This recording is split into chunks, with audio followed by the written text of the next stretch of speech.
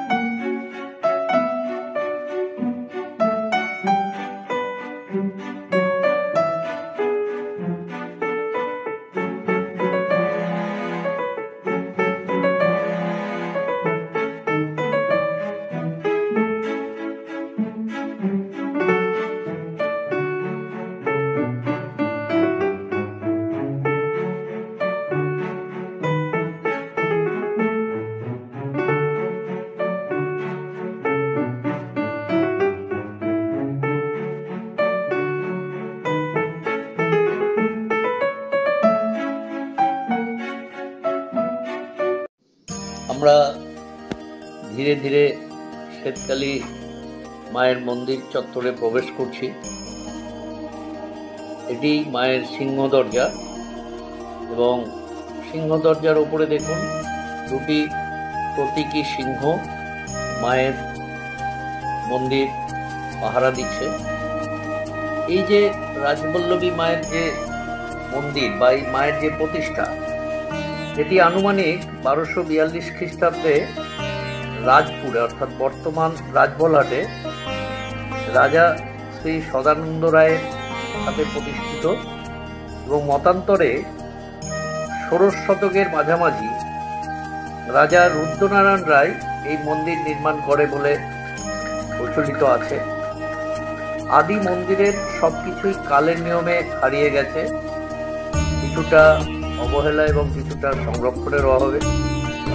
পরবর্তীকালে স্থানীয় ভক্তদের সচেষ্ট উদ্যোগে বর্তমানে আমরা যে মন্দির বা নাট মন্দির বা নহবতখানা, দিঘির ঘাট, শিব মন্দির যেগুলো আমরা দর্শন করব, সেগুলো প্রায় 100 বছর আগে তাদের দ্বারাই নির্মিত হয়েছিল। তো চলুন আমরা মায়ের মন্দির ঘুরে দেখব এবং মাকে আমরা দর্শন করব। মহর্ষি ব্যাসদেব একবার ভগবান শিবকে জিজ্ঞাসা করেছিলেন যে আপনার পিতাকে। শিব উত্তরে বলেছিলেন, আমার পিতা স্বয়ং ব্রহ্মা। তখন মহর্ষি তাকে আবার জিজ্ঞাসা করেছিলেন, তাহলে আপনার পিতামহের নাম কি? উত্তরে শিব বলেছিলেন, আমার পিতামহ নারায়ণ। ব্যাসদেব ভগবান শিবকে আবারও প্রশ্ন করেছিলেন, তাহলে আপনার প্রপিতামহকে? তখন ভগবান স্মিত হাস্যে বলেছিলেন যে আমার প্রপিতামহ স্বয়ং আমিও আমার সত্তা চক্রাকারে আবর্তিত এই ব্রহ্মাণ্ডে, তাই আমি অনাদি। তো এই অনাদি ভগবান শিবের 3টি মন্দির আপনারা এই রাজরাজেশ্বরী মন্দিরের যে প্রাঙ্গণ আছে সেই প্রাঙ্গণের পশ্চিম দিকে আপনারা দেখতে পাবেন ত্রম্বকেশ্বর শিব, সোমেশ্বর শিব এবং রাজরাজেশ্বর শিব ও শ্রী নন্দীশ্বর শিবের যে 3টি মন্দির, সেই মন্দির এবং তার বিগ্রহ আপনারা দর্শন করতে পারবেন এই রাজরাজেশ্বরী মন্দির চত্বরে।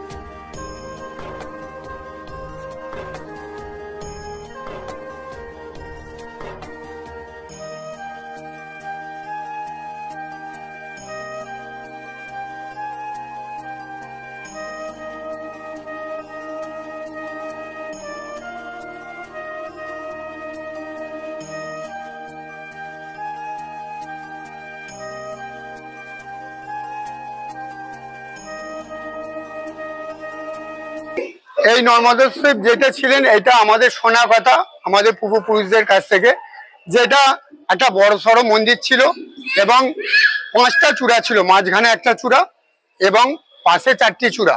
কোনো সময়ে এখানে একটা বড় গাছ ছিল, সেই মন্দিরের উপর পড়ে যায়, মন্দিরটা নষ্ট হয়ে যায়। এক ভক্ত কয়েক বছর আগে এই মন্দিরটা আবার নতুন করে তৈরি করেছেন, করে এখানে নর্মদেশ্বর শিবকে প্রতিষ্ঠা করা হয়েছে।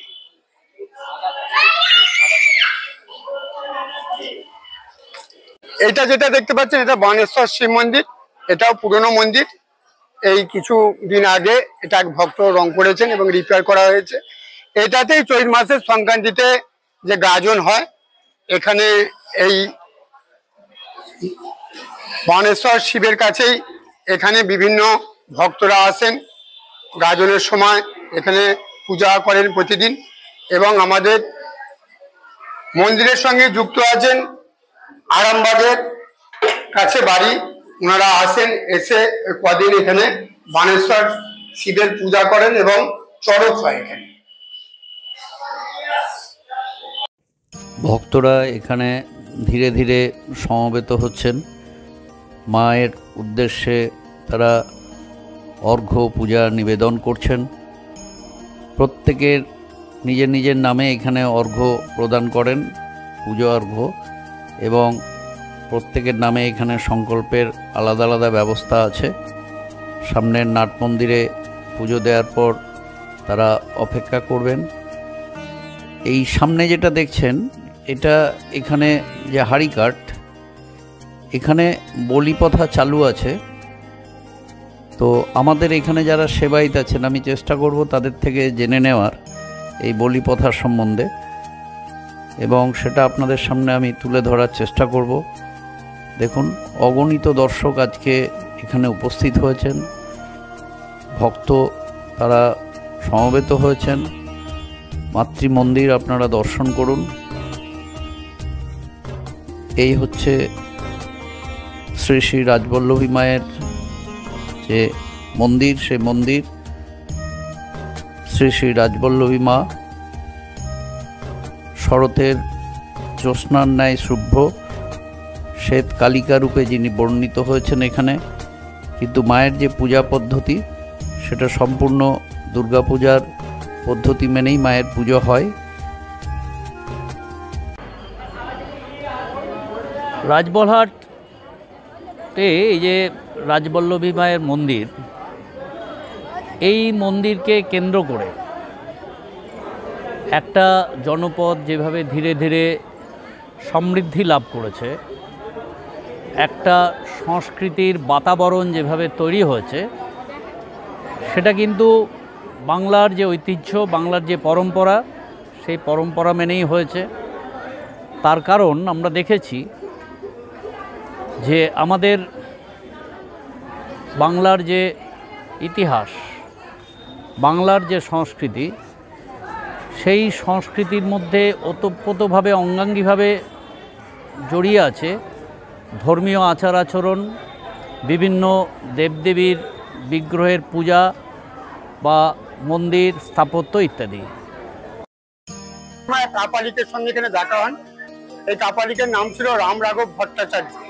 পরবর্তীকালে উনি ওনার কাছ থেকে দীক্ষা নিয়েছিলেন। উনি বললেন, এই শ্মশান খুব পবিত্র শ্মশান, আপনি এখানে সব সাধনা করুন। রাজা সদানন্দ মুখোপাধ্যায় এই শ্মশানে সব সাধনা শুরু করলেন। সব সাধনা করে মা ওনাকে দেখা দিলেন। মা বললেন, আমি এখানে প্রতিষ্ঠা পেতে চাই, আমাকে তুমি এখানে প্রতিষ্ঠা করো। রাজা বিভিন্ন প্রশ্ন করলেন, মা আমি তোমাকে কি রূপে প্রতিষ্ঠা করবো, কি তোমার রূপ হবে? তখন মা জানালেন, শরৎকালে জ্যোৎস্নার মতো আমার গায়ে রং হবে, নারী শরীর হইতে বড় আকারের নারী মূর্তি, দ্বিভুজা, আমার দক্ষিণ হস্তে থাকবে তীক্ষ্ণ ছুরি, আর বাম হস্তে থাকবে রুধির পাত্র, গলায় মুন্ডমালা, কোমরে হস্ত নরহস্ত। সেটা আমরা কাপড় পরানোর জন্য উপর থেকে দেখতে পাই না। আর এক ভৈরবের মাথার উপর পা থাকবে, আর এক ভৈরবের বুকে আমার পা থাকবে। সাদা হাস্য মুখমণ্ডল, কি নয়না, এই রূপ চিন্তা করে আমাকে তুমি প্রতিষ্ঠা করো। এই স্থানটিতে প্রতি বছর দুর্গাপুজোর মহানবমীর দিন এইখানে যে মোষ বলি প্রথা প্রচলন আছে, সেই মোষ বলির যে স্থান, এইখানেই সেই মোষ বলি দেওয়া হয়ে থাকে দুর্গাপুজোর মহানবমীর দিন। এছাড়াও মহানবমীর দিন আপনারা শুনেছেন, গুরুদাসবাবু আপনাদের বলেছেন, গুরুপদবাবু আপনাদের বলেছেন যে এখানে নবমীর দিন যে ছাগ বলি হয়, মেষ বলি হয় এবং মোষ বলি হয়। তো এবারে আমরা এই মন্দির চত্বর থেকে ধীরে ধীরে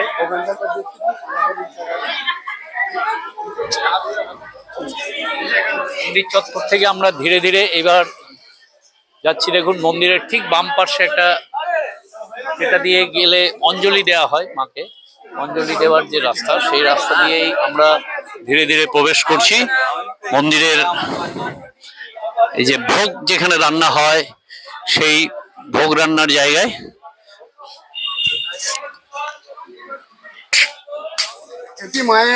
এটি মায়ের রন্ধনশালা। এখানে আমাদের ভিতরে ঘর আছে, সেখানে মায়ের প্রতিদিনের যে দুপুরের অন্নভোগ দেওয়া হয় সেখানে রান্না করা হয়। এবং আমাদের যে সিস্টেম আছে এখানে কুপন সিস্টেম আছে, এখনো পর্যন্ত 30 টাকার বিনিময়ে প্রতি ভক্তকে দুপুরে প্রসাদ দেওয়া হয়। দুপুরে ভোগ যেটা হয়, ভাত হয়, ডাল, সবকিছু সবজি দিয়ে একটা ঘন্ট আর পায়েস, এটা প্রতিদিনের মাকে নিবেদনের পর ভক্তদের প্রসাদ রূপে দেওয়া হয়। এটা বলে রাখি, বছরে 2 দিন এখানে ভোগ বন্ধ থাকে। দুর্গাপুজো নবমীর দিন এখানে ভোগ হয় না, আর চৈত্র মাসের সংক্রান্তিতে ভোগ হয় না। এখানে আপনারা আসবেন, এই যেখানে মায়ের ভোগ বিতরণ হয় বা যেখানে ভোগ রান্না হয় সেই চত্বরে মন্দিরের যারা সেবায়িত তারা আছেন। এখানে সকাল 8টা থেকে মায়ের ভোগের জন্য যে কুপন, সেই কুপন আপনারা কাটতে পারবেন। আর ভোগের কুপন মূল্য হচ্ছে মাত্র 30 টাকা। আর এখানে এই যে মোটামুটি বেলা 1:30টা নাগাদ মায়ের ভোগ নিবেদন করা হয়, তো তারপরে ভক্তদের সেই ভোগ প্রসাদ হিসাবে বিতরণ করা হয়। এবং ভোগের যে কুপন কাটার যে সময়, সেই সময়টা যদি দেখা যায় যে প্রচুর সেদিনকে ভক্ত সমাগম হয়ে থাকে, তাহলে সময়সীমাটাকে খানিকটা বাড়িয়ে নেওয়া হয়। না হলে মোটামুটি 10টা 11টা সাড়ে 11টার মধ্যে যদি আপনারা এখানে আসতে পারেন, তাহলে মায়ের ভোগ প্রসাদের কুপন আপনারা পেয়ে যাবেন। আমি এক বণিক, আজই সপ্তগ্রামে বাড়ি, উনি এটা দিয়ে 7টা বজরা নিয়ে বাণিজ্য করতে যাচ্ছেন। সন্ধ্যার একটু আগে এক বাচ্চা মেয়ে রূপ ধরে দেখা দিলেন। মাঝিরা বললেন, এই মেয়েটিকে কি বজরায় তুলবো? বণিক সম্মতি জানালেন যে মেয়েটিকে বজরায় তুলে নেও। মেয়েটিকে যখন বজরায় তুলতে যায়, একটা করে বজরায় পা দেয়, একটা করে বজরায় ডুবে যায়। এই করে 6টা বজরা যখন ডুবে যায়, 7 নম্বর বজরায় বণিক ছিলেন নিচে, তিনি নিজের ভুল বুঝতে পারলেন, মেয়েটির পায়ে পড়লেন, পায়ে ধরে বললেন, মা আমাকে তুমি ক্ষমা করো, আমার ভুল হয়ে গেছে। তখন মা বললেন, আমি এখানে প্রতিষ্ঠা পেতে চাই, রাজা সদানন্দকে তুমি প্রচুর অর্থ দাও। উনি অঙ্গীকার করলেন যে আমি প্রচুর অর্থ দেবো, আর আমার এই যে 6টা যে ডিঙি তুমি ডুবিয়ে দিয়েছো, এই 6টা ডিঙিকে তুমি উদ্ধার করো বলে মা বললেন ঠিক আছে, বলে 6টা ডিঙি তুলে দিলেন। এখনো পর্যন্ত দুর্গাপুজোয় অষ্টমীর দিনে 7টা ছোট ছোট কাঠের ডিঙি তৈরি করতে হয়। অষ্টমীর দিন। আর মায়ের যে সামনে পুকুর আছে, ওই পুকুরে 6টা ডিঙি ডোবানো হয়, একটা ডিঙি ভাসিয়ে রাখা। এখানে মাকে আমরা যেটা জানি শ্বেতকালী নামে পরিচিতা, কিন্তু পূজিত হন পুরোপুরি দুর্গারূপী। আমরা এবারে মায়ের মন্দির সংলগ্ন যে পুষ্করণীটি আছে, যেটিকে আমাদের রাজবলহাটের যে ইতিহাস বা রাজবল্লভী মায়ের যে ইতিহাস, সেখানে উল্লেখ আছে 3টি ঘাটের, দিঘির ঘাট, বাবুর ঘাট এবং মায়ের ঘাট। সেই মায়ের ঘাটে আমরা যাচ্ছি। দেখুন এখানে যে পুষ্করিণীটি আপনারা দেখছেন, এখানে এই মন্দিরে যারা পুজো দিতে আসেন অনেকেই এখানে স্নান করেন, করে মায়ের পুজো অর্ঘ্য এখান থেকে এই সংলগ্ন দোকান থেকে কিনে নিয়ে গিয়ে মন্দিরে নিবেদন করেন। মন্দির চত্বরে বহু মানুষ আর সমবেত হয়েছেন, স্থানীয় কিছু লোকজন সমবেত হয়েছেন, তাদের পারিবারিক মাঙ্গলিক অনুষ্ঠান আছে, সেই উপলক্ষেও তারা এই মন্দিরে এসছেন এবং এই ঘাটে সম্ভবত কোনো বিয়ের অনুষ্ঠান আছে, ঘাটে জল ভরতে এসেছিলেন। আর এই দেখুন এবার মায়ের ভোগ প্রস্তুত হয়ে গেছে। এ দেখুন চারিদিকে পর্দা দিয়ে দেওয়া হয়েছে, এই ভেতর দিয়ে মায়ের ভোগ এবারে নিয়ে যাওয়া হবে, মাকে নিবেদন করা হবে। ইতিমধ্যে যারা ভোগ গ্রহণ করবেন ভক্তবৃন্দ, তারা এই যে ভোগ গ্রহণের যে আটচালা আছে, সেই আটচালা, এবং আজকে যেহেতু অনেক মানুষের সমাবেশ হয়েছে, তো এখানে প্রায় 1000 খানেক মানুষ আজকে ভোগ প্রসাদ গ্রহণ করবেন, সেই জন্য বিভিন্ন জায়গায় তাদের ব্যবস্থা করা হয়েছে। দেখুন এখানে আমরাও আজকে ভোগ গ্রহণের জন্য প্রস্তুত হয়েছি। দেখুন এখানে মায়ের যে সাদা ভাত, ডাল এবং যে ঘন্ট, চিংড়ি মাছ দিয়ে বিভিন্ন প্রকার মাছ দিয়ে মায়ের যে ঘন্ট হয়, সেই ঘন্ট এখানে দেয়া হয়েছে। এই আজকের মায়ের প্রসাদ। এরপরে পরমান্ন হিসাবে আসবে পায়েস সেটাও আমাদেরকে দেওয়া হয়েছে। এ দেখুন, এখানে যারা পার্সেলে নিতে চান অর্থাৎ বাড়ির জন্য ভোগ নিয়ে যেতে চান, তার জন্য কন্টেনার যদি নিয়ে আসেন তাহলে সেখানেও তাদেরকে ভোগ পরিবেশন করা হচ্ছে। দেখুন, এরপরে পরমান্ন অর্থাৎ পায়েস পরিবেশন করা হলো। ভোগ গ্রহণ করার পরে এই পিছন দিকে একটা রাস্তা আছে, এখানে জলের ব্যবস্থা আছে। হাত ধুয়ে জল নিয়ে আপনারা পরিষ্কার হবেন। সুন্দর একটা ব্যবস্থার মধ্য দিয়ে এই রাজবল্লভী মায়ের মন্দির চলছে। আজকে আমরা রূপসী বাংলার মুখের তরফ থেকে আপনাদের কাছে উপস্থাপন করলাম বাংলার এক প্রাচীন জনপদ তথা এক প্রাচীন বিগ্রহ, রাজবল্লভী মায়ের বিগ্রহ। যে রাজবল্লভী মা শ্বেতকালী রূপে এখানে পূজিতা হয়ে থাকেন। অনেকেই বলে থাকেন যে রাজবল্লভী মাতায় একমাত্র বিগ্রহ,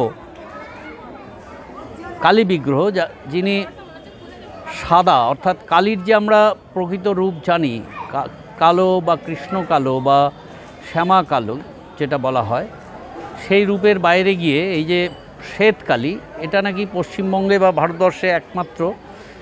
সেরকমভাবে তথ্য তুলে ধরাটা আমার মনে হয় ঠিক যুক্তিযুক্ত হবে না। তার কারণ আপনাদেরকে আমি খুব শীঘ্রই দেখাবো। বীরভূম জেলার ময়ূরাক্ষী নদীর ধারে একটি গ্রাম আছে, যে গ্রামে মা কালিকার পুজো হয় দীর্ঘদিন ধরে, বহু বছর ধরে। শতাধিক বছর পূর্বেই যে পুজোর প্রচলন শুরু হয়েছিল, শ্বেতকালী রূপে সেখানে পুজো হয়ে থাকে। এবং সেটা অগ্রহায়ণ মাসের পূর্ণিমার দিন জ্যোৎস্নার আলোতে সেই মায়ের পুজো হয়। আমি চেষ্টা করব সেই পুজো আপনাদের সামনে তুলে ধরার। এছাড়াও নেপালের কাঠমান্ডু শহরেও শ্বেতকালী রূপে মা কালিকার পুজো হয়ে থাকে।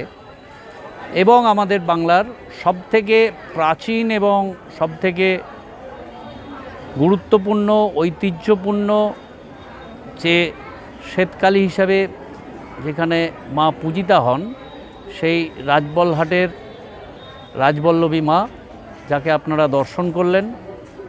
আমরা রূপসী বাংলার মুখের তরফ থেকে আপনাদের কাছে অঙ্গীকারবদ্ধ যে আগামী দিনে বাংলার যে প্রাচীন সংস্কার, বাংলার যে প্রাচীন সংস্কৃতি, বাংলার যে প্রাচীন ধর্মীয় স্থাপত্য, সমস্ত কিছু আপনাদের সামনে তুলে ধরব।